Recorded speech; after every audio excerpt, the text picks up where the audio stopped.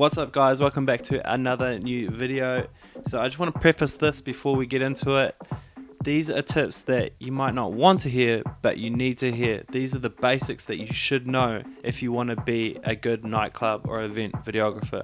So the first tip is case out the joint. And no, I don't mean steal anything. I mean, when you first get to the gig, what you want to do is walk around the venue, become familiar with it, figure out all the best spots to shoot the DJs or the artists from, best spots to shoot the venue. This is really important to do as early as possible because I've found once the venue fills up, there'll be lots of distractions, and if you haven't kind of prepared by identifying all the best angles before the gig starts, you end up missing out on lots of shots that you otherwise wouldn't have. While I'm doing this, I'm also looking for a good place to leave my bag or any of my equipment that I've brought. Pause there, I just want to add that most venues have a green room or a staff room that you can use to store your equipment, but I've found that they're not always the safest place to leave your gear because there's a lot of people coming in and out, but each venue is different. A little tip of mine is, if it's a smaller club, you can generally leave your equipment in or around the DJ booth, and then that way you kind of know who's been around your gear and it's a lot safer tucked away under there. Prepare for low light. Nightclubs are a dark place, so ideally to combat low light, what you want to use is low f-stop lenses. F-stop is another term for aperture, and as you can see on this example, the lower the aperture, the more the iris within the lens opens up. The only problem with using low f-stop lenses are they're generally more expensive, so if you don't have a bigger budget, then I would suggest getting a light. You've just got to be careful with lights because they can be kind of annoying because if it's a dark room and then you've got this bright light flashing on your face, so be careful with how long you use it for. Generally I turn it on for like 3 to 5 seconds and then I'll turn it off really quickly, and I'll try to warn someone before I turn it on, so I'll say, hey, I'm just going to use a light here. Another option is using the torch on your cell phone. These are quite handy because you can actually adjust the level of light if you hold down the torch icon. This has actually gotten me out of a few sticky situations when I've forgotten my aperture light. Third tip is storyboard. Everyone knows the saying, preparation is the key to success. If you want to have a successful night videoing or you want to have a successful edit, prepare. And one good way to prepare is to storyboard. So when I storyboard, I will typically start by looking at the social media posts from the venue, the artists or the promoters I'll be filming for. And I'll take down any notes about the general vibes I'm getting, the pacing, if I think the video should be fast or slow paced, any transition ideas, if I see any cool features about a specific venue that I want to highlight, or just if the artists are funny and I think of a cool skit that we could do.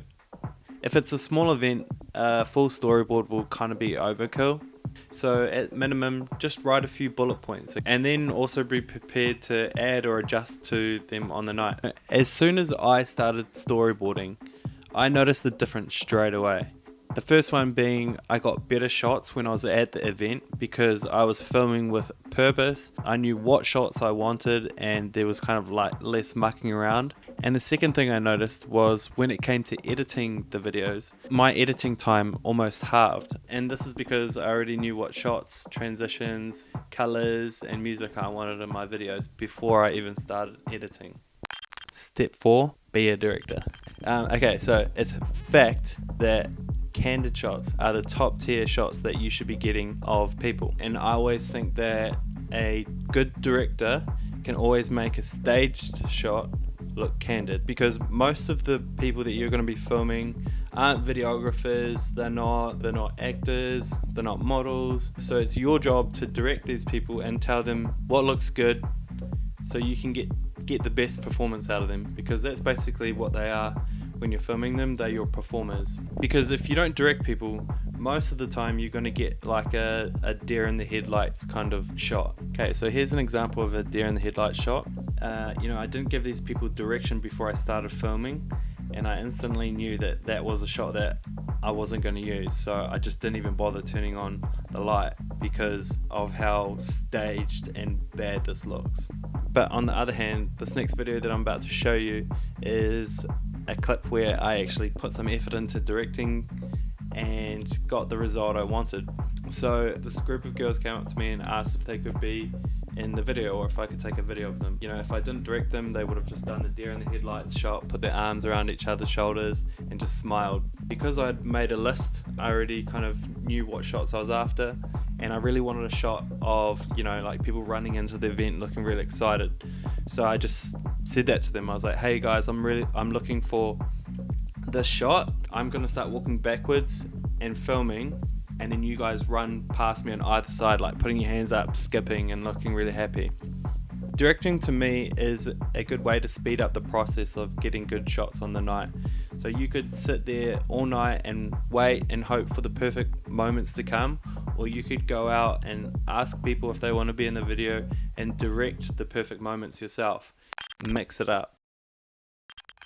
So this is in regards to the variety of shots you need. You know, mix it up. You want to get a good balance of shots, from the DJs to the crowds to individual shots. But make sure you get a good variety of them all. I know how tempting it is to just stay up the front and want to get DJ and just crowd shots, because that's where the action's happening and can look really cool. But what doesn't look cool is the same shots over and over again. In my opinion, the impact of a really cool DJ shot or a crowd shot is really dimmed if you don't have a variety of shots kind of, you know, mixed in between.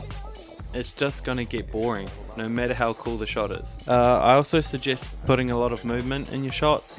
I personally find static shots get a little boring, unless, you know, there is a time and place for those kind of shots, but for the most part I'm putting movement in my shots. I'm panning or I'm tracking a subject.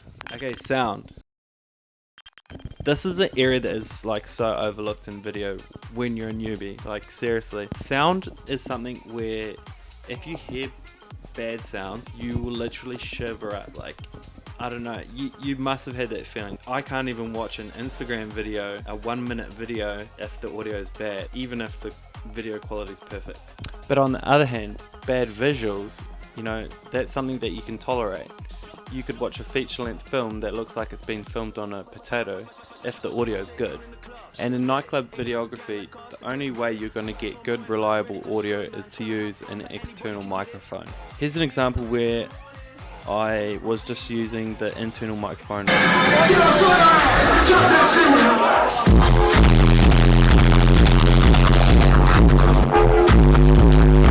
And now here's a clip where I am using a microphone.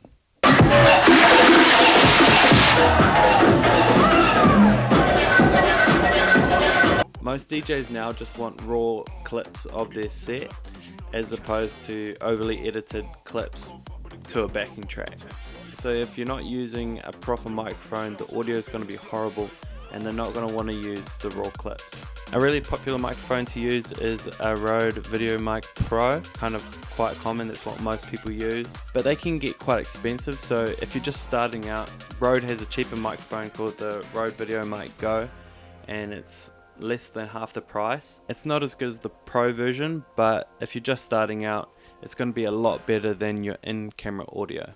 There you go guys, that's my top 6 tips of nightclub videography for beginners. I hope you enjoyed it. I hope you learned something. If you did, make sure to hit the like button. Subscribe if you haven't already. I've got some really cool videos coming up. My next video is actually on how I create DJ visuals. So visuals that play behind DJs at concerts on the screens. I'm going to be going through my process of how I make those, and you guys will really like it. So make sure you subscribe if you haven't already, and I'll see you then. Army comes everywhere I go. I can't run with my enemy show. Walk in the club with all of my thugs. Party's done, everybody go home. Apart from the girl, them you lot stay. Walk in the club with the girls say hey. Tell them I like I'm K to the A. There's no champagne, we don't breathe. Yeah, I'm the best.